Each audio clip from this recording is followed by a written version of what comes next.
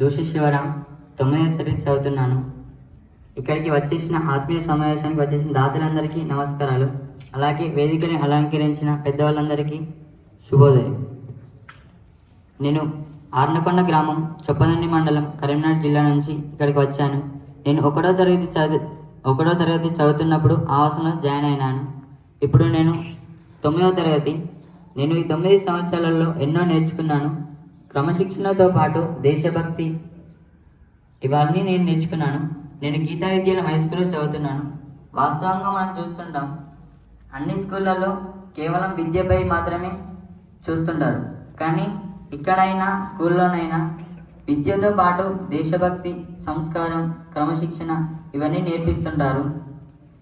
మాకు దరూర్ క్యాంప్లో ఓల్డ్ ఆవాసం ఉండేది. కానీ ఇక్కడ మాకు మీ వల్ల ఇంత మంచి వసతి కల్పించినందుకు మీకు ప్రత్యేకంగా ధన్యవాదాలు. నేను కలెక్టర్ కావాలనుకుంటున్నాను. నేను మీ సహకారంతో నేను ఎదిగి తర్వాత ఈ సమాజం కోసమే పనిచేస్తూ కేవలం ఒక జీతం కోసం కాకుండా వాళ్ళ భద్రత కోసం పనిచేస్తానని అనుకుంటున్నాను. తప్పక మీ సహాయంతో మేమందరం ఎదిగి ఏదో ఒక పొజిషన్లో ఉండి సమాజం కోసమే పనిచేస్తామని అనుకుంటున్నాను. ధన్యవాదాలు తెలియజేస్తున్నానండి.